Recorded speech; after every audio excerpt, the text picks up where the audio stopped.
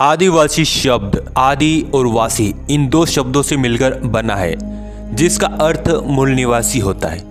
2011 की जनगणना के अनुसार भारत में 8.6% आबादी आदिवासियों की है।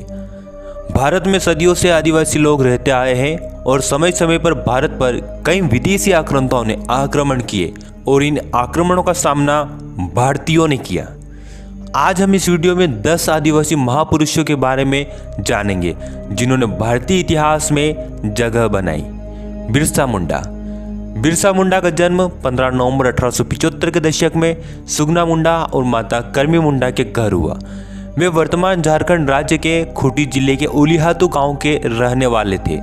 सालगा गांव में बिरसा मुंडा जी की प्रारंभिक शिक्षा हुई और फिर वे गोसनर एवेंजेलिकल लूथर विद्यालय में पढ़ने गए। बिरसा मुंडा ने देखा कि स्थानीय निवासियों को जमींदार, जागीरदार और ब्रिटिश शासकों द्वारा शोषण किया जा रहा है। तब उन्होंने आदिवासियों को सामाजिक, आर्थिक और राजनीतिक रूप से मजबूत किया। उन्होंने नारा दिया, अबुआ डिशुमरे अबुआ राज, यानी हमारी जमीन हमारा राज। उन्होंने उलगुलान आंदोलन किया।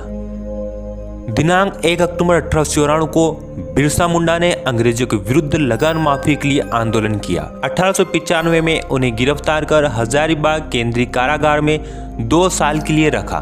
1897 से 1900 के बीच मुंडाओं और अंग्रेज सिपाहियों के बीच कई बड़े बड़े युद्ध हुए। 1897 में बिरसा मुंडा ने 400 सिपाहियों के साथ खूंटी थाने पर धावा बोला। 1898 में कांगा नदी किनारे मुंडाओं ने ब्रिटिशों को हरा दिया।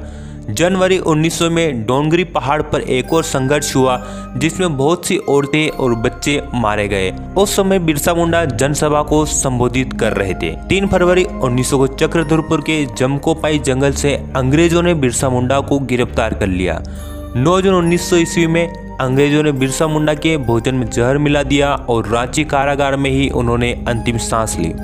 संग्राम शाह गोंड वंश के सबसे शक्तिशाली एवं प्रतापी शासक संग्राम शाह थे।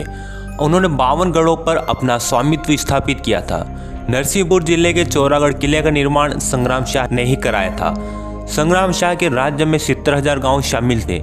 संग्राम शाह कला और साहित्य के संरक्षक के रूप में जाने जाते रहे। उन्होंने राजरत्नमाला लिखी। संग्राम शाह के बेटे का नाम दलपत शाह था। दलपत शाह और चंदेल राजकुमारी दुर्गावती आपस में शादी करना चाहते थे, पर दुर्गावती के पिता किरत सिंह को यह मंजूर नहीं था। तब संग्राम शाह और दलपत शाह ने महोबा के राजा किरत सिंह के विरुद्ध युद्ध छेड़ा और वे विजय रहे। फिर दलपत शाह और दुर्गावती का विवाह हुआ। राणा पुंजा भोमट के राणा पुंजा भील का जन्म दुद्दा होलंकी और केरी बाई के घर मेरपुर में हुआ। जब मुगल बादशाह अकबर ने मेवाड़ पर आक्रमण करने की योजना बनाई, तब मेवाड़ के महाराणा प्रताप और मुगल प्रमुख पुंजा भील के पास सहायता लेने आए। तब पुंजा भील ने मेवाड़ के महाराणा प्रताप का साथ दिया। हल्दी घाटी के युद्ध में पुंजा भील के नेतृत्व में भीलों ने गुरिल्ला युद्ध नीति अपनाई और इसी युद्ध नीति से ही हल्दी घाटी का युद्ध अनिर्णित रहा। महाराणा प्रताप ने पुंजा भील को राणा की उपाधि से नवाजा और मेवाड़ राज चिन्ह में स्थान दिया। आज पूरे भारत में राणा पुंजा भील के सम्मान में उनकी कई मूर्तियां स्थापित है। तिलका मांझी का जन्म 11 फरवरी 1750 को हुआ। वे पहले क्रांतिकारी थे जिन्होंने अंग्रेजों के विरुद्ध कार्य किया। 1771 से 1784 तक उन्होंने ब्रिटिश सत्ता के विरुद्ध लड़ाई लड़ी। साथ ही साथ स्थानीय सामंतों और महाजनों के विरुद्ध महत्वपूर्ण कार्य किए। 1778 में तिलका मांझी ने रामगढ़ कैंप से अंग्रेजों को खदेड़कर कैंप पर कब्जा कर लिया। 1784 में क्लीवलैंड को मार दिया। बाद में तिलका मांझी को गिरफ्तार कर उन्हें 4 घोड़ों से बांधकर घसीटते हुए भागलपुर लाया गया और यहीं उन्हें फांसी दे दी गई। बुद्धू भगत एक भारतीय स्वतंत्रता सेनानी थे। उन्होंने 1831 से 32 में ब्रिटिश शासन के खिलाफ कोल विद्रोह का नेतृत्व किया था। बुद्धू भगत के नेतृत्व में हजारों हथियारबंद आदिवासी योद्धाओं से अंग्रेज सरकार, जमींदार और जागीरदार कांप उठे थे। 1832 में बुद्धू भगत के अनुयायियों ने अंग्रेजों पर तीर धनुष, कुल्हाड़ी और तलवार से हमला बोल दिया। उस समय अंग्रेज सिलागई गांव आए थे। अंग्रेजों और आदिवासियों के बीच चले इस युद्ध में बुद्धू भगत के पुत्र हलदर भगत और गिरधर भगत मारे गए। बुद्धू भगत को अंग्रेजों ने पकड़ लिया और मार डाला। थलक्कल चंदू भारत के केरल राज्य में वायनाड जंगल क्षेत्र आदिवासी बाहुल्य क्षेत्र है। इसी क्षेत्र में थलक्कल चंदू एक आदिवासी प्रमुख थे और पजस्सी राजा के सबसे योग्य युद्ध नेता थे। ब्रिटिशों ने किसानों की कृषि उपज पर उच्च राजस्व तय किया। तब एडाचन कुंकुन ने एक चपड़ासी की हत्या कर दी क्योंकि वह कुरिया नामक आदिवासी जाति से धान की मांग कर रहा था। 11 अक्टूबर 1802 को थलक्कल चंदू और एडाचन कुंकुन के नेतृत्व में 175 धनुर्धारी आदिवासियों ने पनामाराम के किले पर अधिकार कर 70 ब्रिटिश सैनिकों समेत ब्रिटिश कमांडर डिकिंसन और लेफ्टिनेंट मैक्सवेल को मार दिया। 15 नवंबर 1805 को ब्रिटिश सेना ने थलक्कल चंदू को मार दिया और एडाचना कुंकुन ने आत्महत्या कर ली। एडाचना कुंकुन के नेतृत्व में 85 के सैनिकों ने हैदर अली और टीपू सुल्तान के विरुद्ध महत्वपूर्ण विद्रोह भी किया था। तात्या भील का जन्म 26 जनवरी 1842 को खंडवा के बगडोगा में हुआ था। तात्या भील ने 1878 से 89 के बीच ब्रिटिश जमींदार, सामंत, जागीरदारों और सेठ साहूकारों के विरुद्ध महत्वपूर्ण विद्रोह किया।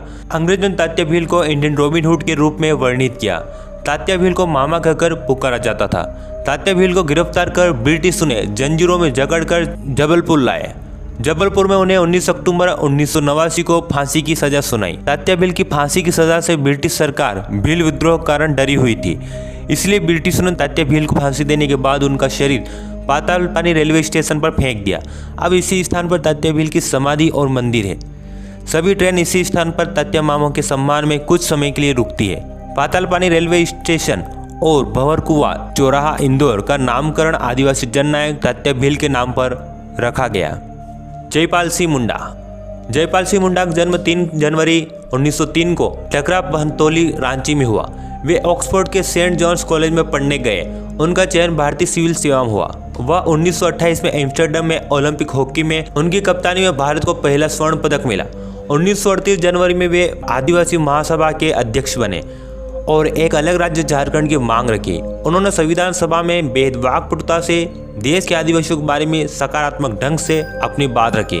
संविधान सभा में अनुसूचित जनजाति की जगह आदिवासियों को मूल निवासी आदिवासी करने की बात कही। जयपाल सिंह मुंडा ने सभी आदिवासियों के अधिकार की बात संविधान सभा में रखी।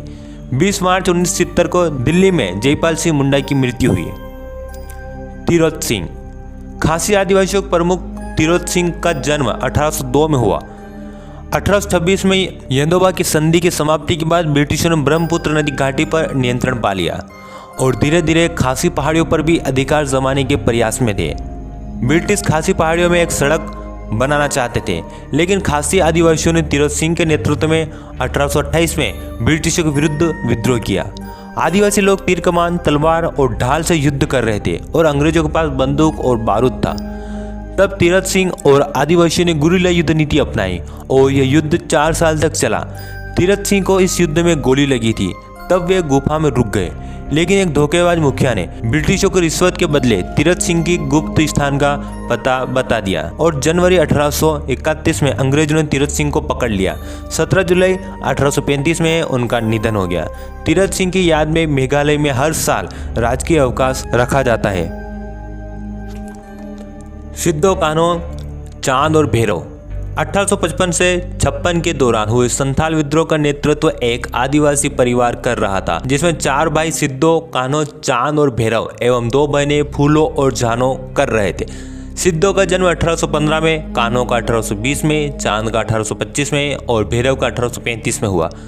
अंग्रेजों और स्थानीय जमींदारों के विरुद्ध संथाल आदिवासियों ने विद्रोह किया।